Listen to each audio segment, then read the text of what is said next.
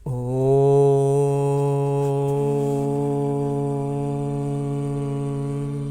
शांति। ओम शांति बाबा।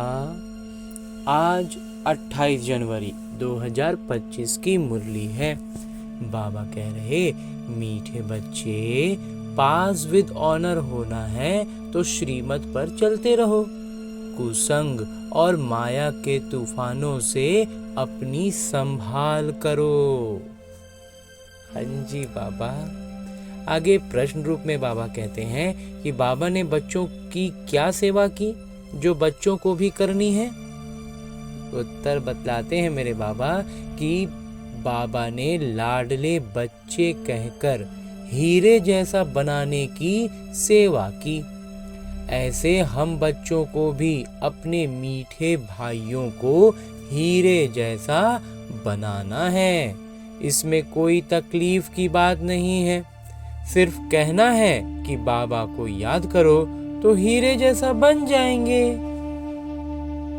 आगे एक और बात बाबा प्रश्न रूप में कहते हैं कि बाबा ने कौन सा हुक्म अपने बच्चों को दे दिया है। उत्तर बतलाते हैं बाबा, तुम सच्ची कमाई करो और कराओ। तुम्हें किसी से भी उधार लेने का हुक्म नहीं है। हाँ जी बाबा। गीत है इस पाप की दुनिया से। ओम शांति। नई दुनिया में चलने वाले मीठे मीठे रूहानी बच्चों प्रति बाबा गुड मॉर्निंग कर रहे हैं। सभी बच्चों को बाबा प्यार भरा आशीर्वाद दे रहे हैं। रूहानी बच्चे नंबरवार पुरुषार्थ अनुसार जानते हैं कि बरोबर हम इस दुनिया से दूर जा रहे हैं।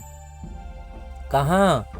अपने मीठे शांति धाम में। शांति धाम ही दूर है जहाँ से हम आत्माएं आती हैं। वो है मूल वतन, ये है स्थूल वतन। वो है हम आत्माओं का घर। उस घर में बाबा बगैर तो कोई ले ना जा सके। तुम सब ब्राह्मण ब्राह्मणियां रूहानी सेवा कर रहे हो। किसने सिखाया है? दूर ले चलने वाले बाबा ने। दूर ले चलने वाले बाबा ने ये बात हमें सिखलाई है। कितनों को ले जाएंगे दूर? अनगिनत हैं। एक पंडे के बच्चे तुम सब भी पंडे हो। तुम्हारा नाम ही है पांडव सेना। तुम बच्चे हर एक को दूर ले जाने की युक्ति बतलाते हो। मन मना भव, बाबा को याद करो। कहते भी हैं बाबा इस दुनिया से कहीं दूर ले चलिए। नई दुनिया में तो ऐसे नहीं कहेंगे। यहाँ है रावण राज्य, तो कहते हैं इससे दूर ले चलो। यहाँ चैन नहीं है। ये रावण की दुनिया में है, इसलिए ऐसा कहते हैं कि यहाँ से अब हमें दूर ले चलिए, यहाँ चैन नहीं है। इसका नाम ही है दुख धाम। अभी बाबा तुमको कोई धक्का नहीं खिलाते हैं। भक्ति मार्ग में हम जितना धक्का खा रहे थे, सारे से बाबा ने हमें छुड़ा दिया। भक्ति मार्ग में बाबा को ढूंढने के लिए, भगवान को ढूंढने के लिए तुम कितने धक्के खाते हो। बाबा खुद कहते हैं मैं हूं ही गुप्त। इन आंखों से कोई मुझे देख नहीं सकते। कृष्ण के मंदिर में माथा टेकने के लिए चाखड़ी रखते हैं। मुझे तो पैर है नहीं, तो तुमको माथा टेकना पड़े। पैर रहे तब तो पैर में चरण छुए, चरण पर माथा रखें। बाबा कहते हैं तुमको तो सिर्फ कहता हूँ लाडले बच्चे, तुम भी औरों को कहते हो।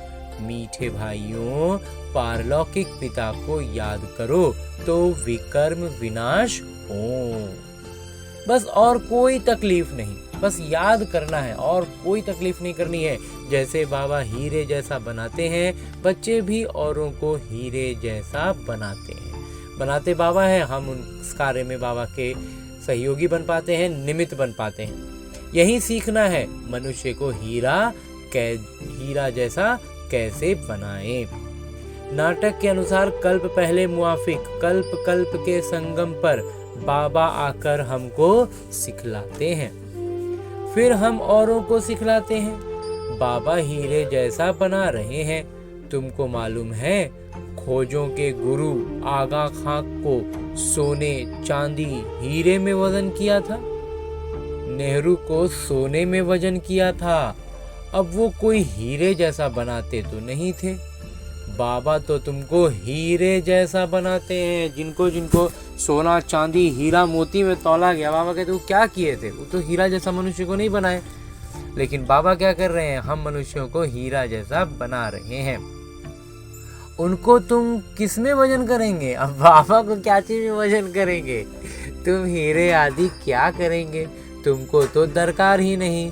वो लोग तो रेस में बहुत पैसे उड़ाते हैं, मकान, प्रॉपर्टी आदि बनाते रहते हैं। तुम बच्चे तो सच्ची कमाई कर रहे हो। तुम कोई से उधार लो तो फिर 21 जन्म के लिए भर कर देना पड़े। तुम्हें किसी से उधार लेने का हुक्म नहीं है। बाबा आज किसी बच्चे ने उधार के लिए पूछा होगा बाबा से, तो बाबा आज एकदम कड़े शब्दों में कह रहे हैं कि हुक्म नहीं है कि ब्राह्मण बच्चे उधार लें। जो परिस्थितियां हैं उस परिस्थिति में बाबा का याद में रह के उसको बस एक परिस्थिति, एक परीक्षा मानकर आगे बढ़ जाना है। तुम जानते हो इस समय है झूठी कमाई जो खत्म हो जाने वाली है। बाबा ने देखा ये तो कौड़ियां हैं, हमको हीरे मिलते हैं, तो फिर ये कौड़ियां क्या करेंगे? क्यों ना बाबा से बेहद का वर्षा लेवें? खाना तो मिलना ही है। एक कहावत भी है, हाथ जिनका ऐसे पहला पूर, यानी पहला नंबर वो पा लेते हैं। जो इतना देने के लिए अग्रसर रहते हैं, नंबर उनका सबसे ऊपर होता है। तो बाबा को शर्राफ भी कहते हैं ना। तो बाबा कहते हैं तुम्हारी पुरानी चीजें एक्सचेंज करता हूँ। कोई मरता है तो पुरानी चीजें घरनी घोर को दे देते हैं ना। बाबा कहते हैं मैं तुमसे लेता क्या हूँ, ये सैंपल देखो। द्रौपदी भी एक तो नहीं थी, द्रौपदी भी एक तो नहीं थी ना। तुम सब द्रौपदियां हो। बहुत पुकारती हैं बाबा हमको नग्न होने से बचाओ। बाबा कितना प्यार से समझाते हैं, बच्चे ये अंतिम जन्म पवित्र बनो। बाबा कहते हैं ना बच्चों को कि मेरे दाढ़ी की लाज रखो, कुल को कलंक नहीं लगाओ। तुम मीठे मीठे बच्चों को कितना फखूर होना चाहिए। बाबा तुमको हीरे जैसा बनाते हैं। इनको भी वो बाबा हीरे जैसा बनाते हैं। याद उनको करना है।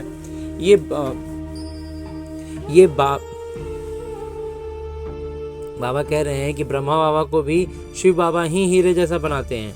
तो ये बाबा ब्रह्मा कहते हैं मुझे याद करने से तुम्हारे विकर्म विनाश होंगे। ब्रह्मा बाबा को शिव बाबा कहते हैं कि शिव बाबा को ब्रह्मा बाबा भी याद कर करके उन्होंने अपना विकर्म विनाश किया। मैं तुम्हारा गुरु नहीं हूँ, वो हमको सिखलाते हैं, हम फिर तुमको सिखलाते हैं। हीरे जैसा बनना है तो बाबा को, परम पिता परमात्मा को याद करो। ब्रह्मा बाबा को याद करने के लिए बाबा नहीं कहते हैं। बाबा ने समझाया है भक्ति मार्ग में भल कोई देवता की भक्ति करते रहते हैं, फिर भी बुद्धि दुकान धंधे आदि तरफ भागती रहती है, क्योंकि उससे आमदनी होती है। बाबा अपना अनुभव भी सुनाते हैं कि जब बुद्धि इधर उधर भागती थी तो अपने को चमाट मारते थे। ये याद क्यों आते हैं? तो अब हम आत्माओं को बाबा को ही याद करना है, परंतु माया घड़ी घड़ी भुला देती है। घूंसा लगता है, मतलब जोरदार प्रहार करती है माया। बार बार लौकिक रीति की बातें ही याद आती हैं और हम उसमें उलझते हैं। माया बुद्धि योग तोड़ देती है। ऐसे ऐसे अपने साथ बातें करनी चाहिए। बाबा कहते हैं अब अपना कल्याण करो तो दूसरों का भी कल्याण करो। सेंटर्स खोलो। ऐसे बहुत बच्चे बोलते हैं बाबा फलानी जगह सेंटर खोलूं। बाबा कहते हैं मैं तो दाता हूँ, हमको कुछ दरकार नहीं। ये मकान आदि भी तुम बच्चों के लिए बनाते हैं ना। ये जो भी मकान बनते हैं, मधुबन में भी बनते हैं या फिर सेंटर के लिए, सेवा के लिए बनाते हैं, तो बाबा कहते हो हम बच्चों के लिए ही तो होता है, बाबा थोड़ी लेते हैं। शिव बाबा तो तुम्हारे हीरे जैसा बनाने आए हैं, हम बच्चों को हीरा जैसा बनाने के लिए आए हैं। तुम जो कुछ करते हो वो तुम्हारे ही काम आता है। ये कोई गुरु नहीं है जो चेला आदि बनावे। मकान बच्चे ही बनाते हैं अपने रहने के लिए। हाँ, बनाने वाले जब आते हैं तो खातिरी की जाती है कि आप ऊपर में नए मकान में जाकर रहो। कोई तो कहते हैं हम नए मकान में क्यों रहें, हमको तो पुराना ही अच्छा लगता है। जैसे आप रहते हो हम भी रहेंगे। हमको कोई अहंकार नहीं है कि मैं दाता हूँ। मतलब किसी ने लौकिक से धन दिया और उससे मकान बना तो उनको नया मकान दिया जाता है, तो बाबा कह रहे हैं, वो बच्चे भी बाबा के हैं ना, तो कहते हैं हमको कोई अहंकार नहीं है कि हम दिए हैं, इसलिए हम जहाँ आप पुराना में रहते हैं हम भी पुराना में रहेंगे। तो माता पिता ही नहीं रहते तो मैं क्यों रहूं। हमको भी अपने साथ रखो। जितना आपके नजदीक होंगे उतना अच्छा है। जब तक लौकिक रीति से साकार बाबा थे, कोई बच्चा इधर उधर जाना नहीं चाहते होंगे। बाबा समझाते हैं जितना पुरुषार्थ करेंगे तो सुखधाम में उच्च पद पाएंगे, स्वर्ग में तो सब जाएंगे ना। भारतवासी जानते हैं भारत पुण्य आत्माओं की दुनिया थी, पाप का नाम नहीं था। अभी तो पाप आत्मा बन गए हैं। ये है रावण राज्य।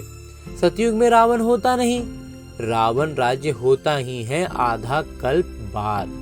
बाबा इतना समझाते हैं तो भी नहीं समझते। कल्प कल्प ऐसा होता आया है, नई बात नहीं। तुम प्रदर्शनियां करते हो, कितने ढेर आते हैं, प्रजा तो बहुत बनेगी। हीरे जैसा बनने में तो समय लगता है, प्रजा बन जाए वो भी अच्छा। अभी है ही कयामत का समय, सबका हिसाब किताब चुकतू होना है, सबका हिसाब किताब चुकतू होता है। 8 की माला जो बनी हुई है वो है पास विद ऑनर्स की। 8 दाने ही नंबर 1 में जाते हैं। बाबा ने कहा कि 8 की जो माला बनी हुई है वो पास विद ऑनर्स जो होते हैं, बिल्कुल श्रेष्ठ अंकों से जो पास होते हैं वो 8 ही होते हैं। और वो नंबर 1 में बाबा कहते हैं 8 ही जाते हैं, जिनको जरा भी सजा नहीं मिलती। इतनी सी भी सजा जिसको नहीं मिली है वो है 8, कर्मातीत अवस्था को पा लेते हैं। फिर है 108, नंबरवार तो कहेंगे ना, वो 108 में फिर तो नंबरवार हो गए, 8 के पीछे हो गए। तो ये बना बनाया अनादि नाटक है, जिसको साक्षी होकर देखते हैं कि कौन अच्छा पुरुषार्थ करते हैं। कौन करते हैं अच्छा पुरुषार्थ। कोई कोई बच्चे पीछे आए हैं, श्रीमत पर चलते रहते हैं।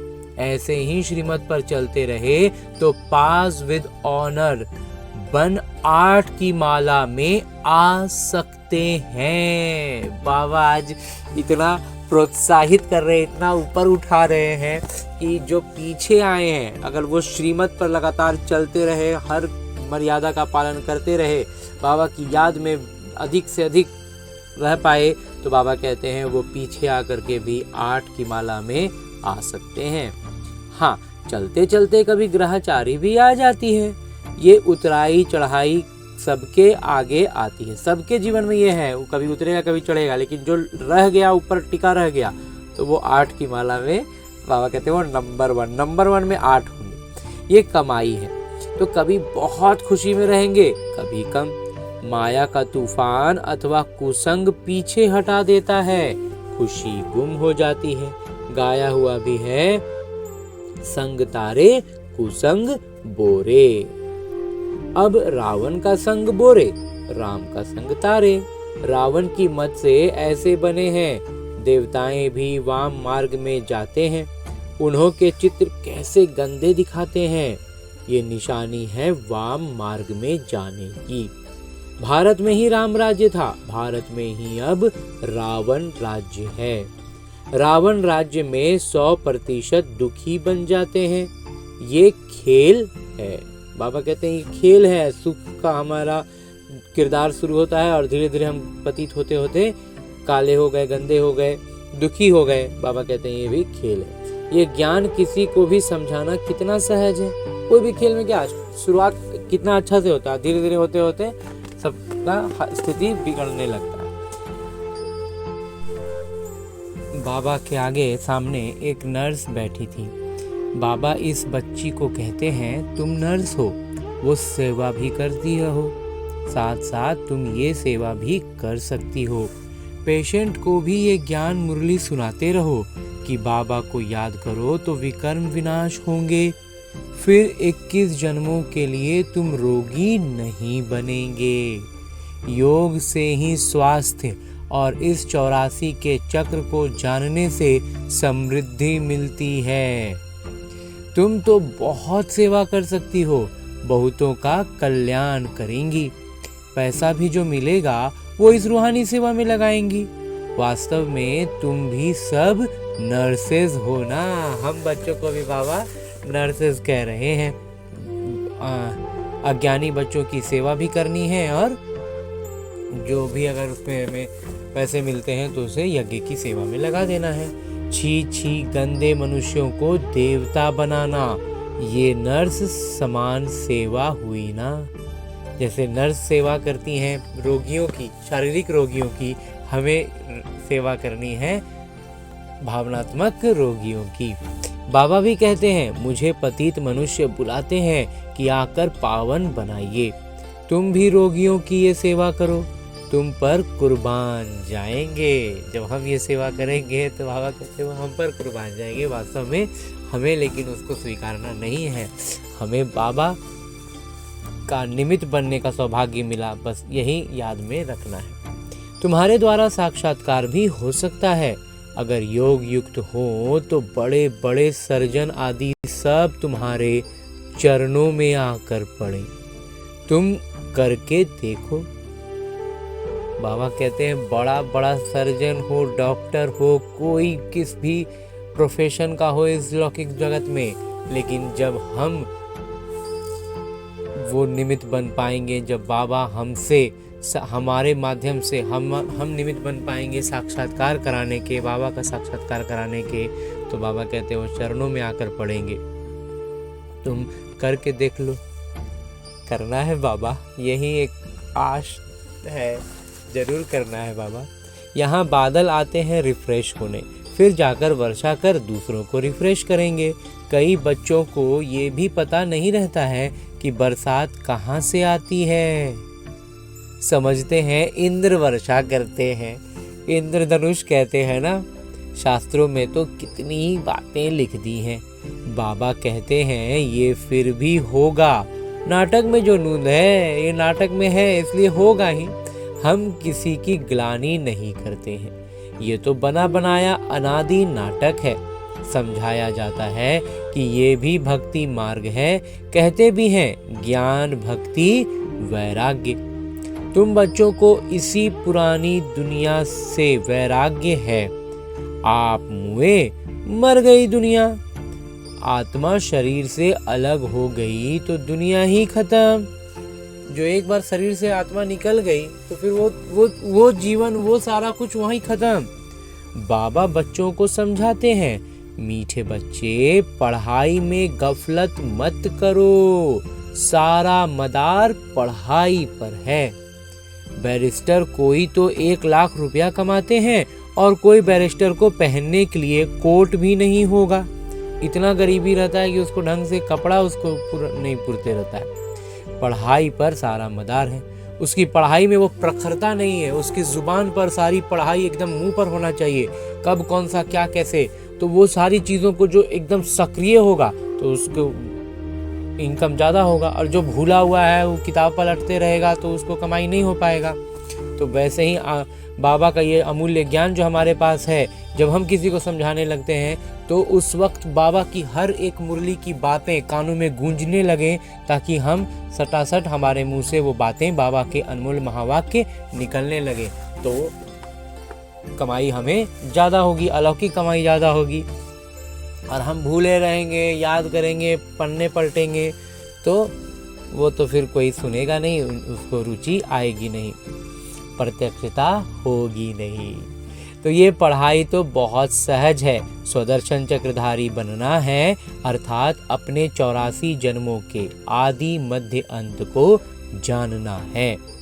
अभी इस सारे वृक्ष की जड़ीभूत अवस्था है, फाउंडेशन है नहीं, जो मूल तना है वो गायब है और पूरा बाकी पेड़ हरा भरा खड़ा है, बाकी सारा वृक्ष खड़ा है। वैसे ये आदि सनातन देवी देवता धर्म जो था, थूर था, मूल तना था, वो अभी है ही नहीं।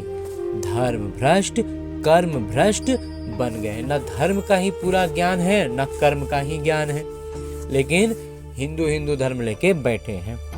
मूल तना है ही नहीं। मनुष्य किसी को सद्गति दे नहीं सकते। अभी गुरु के और इसकी बात करते हैं, लेकिन वास्तव में कोई गुरु सद्गति नहीं दे सकता। बाबा बैठ ये सब बातें समझाते हैं। तुम सदा के लिए सुखी बन जाते हो, कभी अकाले मृत्यु नहीं होगा। फलाना मर गया, ये अक्षर वहां होता नहीं। सतयुग में वो अक्षर थोड़ी होगा। तो बाबा राय देते हैं, बहुतों को रास्ता बताएंगे तो वो तुम पर कुर्बान जाएंगे। किसी को साक्षात्कार भी हो सकता है। बाबा आज 2 बार ये बात कह रहे हैं कि साक्षात्कार कराने के लिए हमें बस निमित्त भाव से बाबा का ज्ञान सुनाना है, फिर साक्षात्कार भी उनको हो सकता है, हम उसके लिए निमित्त बन सकते हैं। तो साक्षात्कार सिर्फ एम ऑब्जेक्ट है, उसके लिए पढ़ना तो पड़े ना। पढ़ने बगैर थोड़े ही बैरिस्टर बन जाएंगे। ऐसे नहीं कि साक्षात्कार हुआ मतलब मुक्त हुए। मीरा को साक्षात्कार हुआ, ऐसे नहीं कि कृष्णपुरी में चली गई। नौधा भक्ति करने से साक्षात्कार होता है।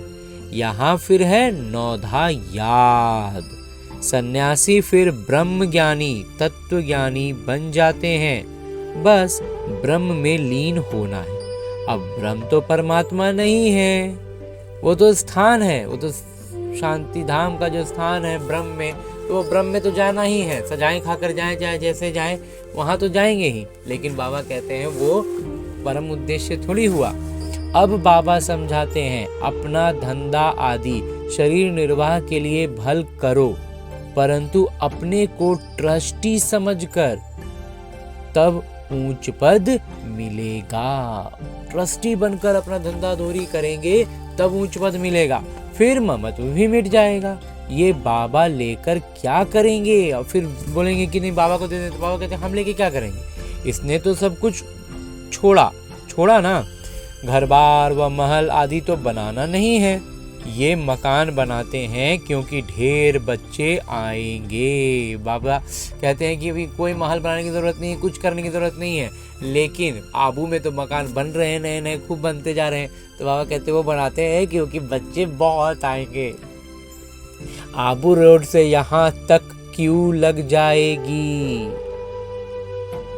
आबू रोड नीचे तलहट्टी से लेकर ऊपर माउंट आबू तक बाबा कहते हैं लाइन लगेगी। तुम्हारा अभी प्रभाव निकले तो माथा ही खराब कर दें। बाबा कह रहे हैं कि अभी अगर प्रभाव दिखने लगेगा तो भी संभालना मुश्किल हो जाएगा। बड़े आदमी आते हैं तो भीड़ हो जाती है। तुम्हारा प्रभाव पिछाड़ी में निकलना है, अभी नहीं।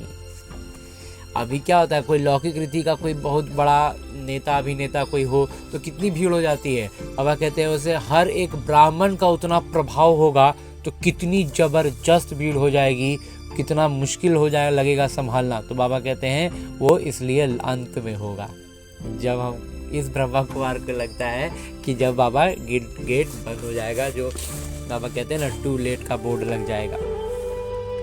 इसलिए बाबा कह रहे हैं कि बाबा को याद करने का अभ्यास करना है ताकि पाप कट जाएं। ऐसे याद में शरीर छोड़ना है।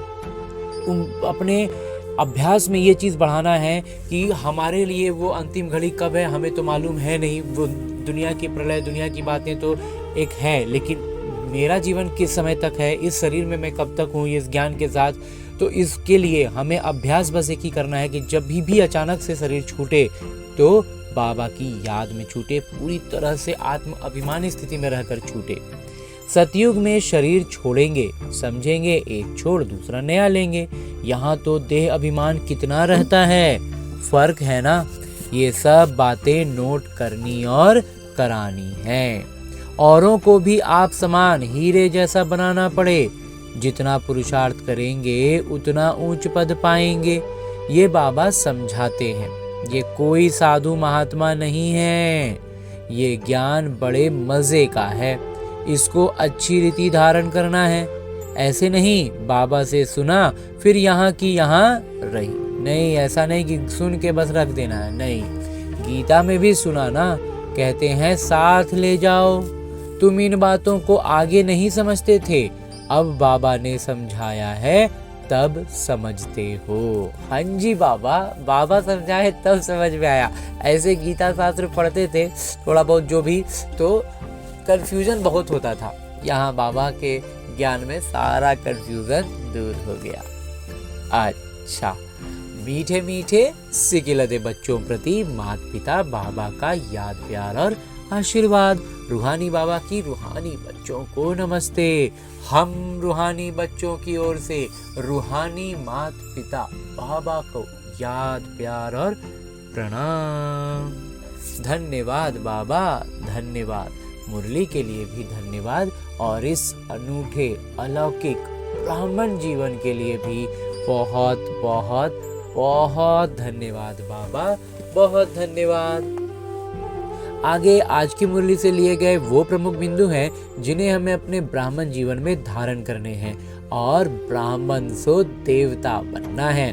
उसके लिए सबसे पहली बिंदु है कि पढ़ाई में कभी गफलत नहीं करनी है। सुदर्शन चक्रधारी बनकर रहना है। हीरे जैसा बनाने की सेवा करनी है। और दूसरा बिंदु है कि सच्ची कमाई करनी और करानी है। अपनी पुरानी सब चीजें एक्सचेंज करनी है। हर पुरानी चीज बाबा कहते हैं कि समर्पित कर देनी है और उसके बदले में बाबा पदम गुना करके देते जाएंगे। तो कुसंग से अपनी संभाल करनी है और सबसे ज्यादा ध्यान रखना है अपने संग का। उस संग में नहीं आना है, वहीं हमें नीचे लेकर चला आता है। और आगे मेरे बाबा वरदान दे रहे हैं। वरदान देते हुए मेरे बाबा कहते हैं, जहान के नूर बन भक्तों को नजर से निहाल करने वाले दर्शनीय मूर्त भव। बाबा कह रहे हैं कि हम जहान के नूर बनना है और ऐसा नूर जो भक्तों को अपनी नजरों से निहाल कर दें। जब वो अशांति, दर्द, दुख, पीड़ा के साथ आए और उनसे हमारी दृष्टि मिले तो वो निहाल हो जाएं।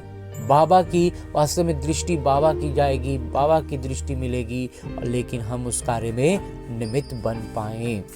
हमें बस इतना पुरुषार्थ करना है। आगे विस्तार में से बाबा कहते हैं कि सारा विश्व आप जहान के आंखों की दृष्टि लेने के लिए इंतजार में है। जब आप जहान के नूर अपनी संपूर्ण अवस्था तक पहुंचेंगे अर्थात संपूर्णता की आंख खोलेंगे, तब क्षण में विश्व परिवर्तन होगा। फिर आप दर्शनीय मूर्त आत्माएं अपनी नजर से भक्त आत्माओं को निहाल कर सकेंगी। नजर से निहाल होने वालों की लंबी क्यू है, बहुत लंबी लाइन है। इसलिए संपूर्णता की आंख खुली रहे। आंखों का मलना और संकल्पों का घुटका व झुटका खाना बंद करो, तब दर्शनीय मूर्त बन सकेंगे। हाँ जी बाबा ने आज इतना प्यार से कहा है कि आंखों को मलना, मतलब जो आंख में भौतिक आंखों की बाबा बात नहीं कर रहे हैं, जो हम बार बार मूंझ जाते हैं वो नहीं करना है। संकल्पों का घुटका नहीं लेना है, व्यर्थ में नहीं फंसना है। झुटका जो खाते हैं, योग में बैठते हैं और झुटका खाते हैं, वो नहीं करना है। बाबा कहते हैं ये सारी बातें बंद करो, तब हम दर्शनीय मूर्त बन सकेंगे। और अंत में स्लोगन है, मुरली का उपदेश है कि निर्मल स्वभाव निर्माणता की निशानी है। निर्मल बनो तो सफलता मिलेगी। हाँ जी बाबा। और आज की मुरली के बाद मेरे बाबा अव्यक्त इशारा देते हुए, जिसमें इस अव्यक्त मास में शक्तिशाली मनसा द्वारा साकाश देने की सेवा की बात बाबा कह रहे हैं, उसके लिए जो बिंदु बाबा ने बतलाई है आज की, वो है कि मन बुद्धि को एकाग्र करने के लिए मन मना भव के मंत्र को सदा स्मृति में रखो। मन मना भव के मंत्र की प्रैक्टिकल धारणा से पहला नंबर आ सकते हो। मन की एकाग्रता अर्थात एक की याद में रहना, एकाग्र होना यही एकांत है। जब सर्व आकर्षणों के वाइब्रेशन से अंतर्मुख बनेंगे, तब मनसा द्वारा पूरे विश्व को साकाश देने की सेवा कर सकेंगे। जब सर्व आकर्षणों के वाइब्रेशन से अंतर्मुख बन जाएंगे, तब मनसा द्वारा बाबा कहते हैं पूरे विश्व को साकाश देने की सेवा कर सकेंगे। हाँ जी बाबा, बहुत बहुत बहुत धन्यवाद बाबा, बहुत धन्यवाद। आज बाबा फिर प्रत्यक्षता की बात कर रहे हैं। दो बार बाबा ने इस बात को दोहराया है आज की मुरली में कि हमें निमित्त भाव से सेवा करते जाना है, ज्ञान का मंथन करते हुए ज्ञान सुनाते जाना है, हीरा बनाने की सेवा करनी है और उनको साक्षात्कार भी करा सकते हैं। अच्छा, ओम शांति।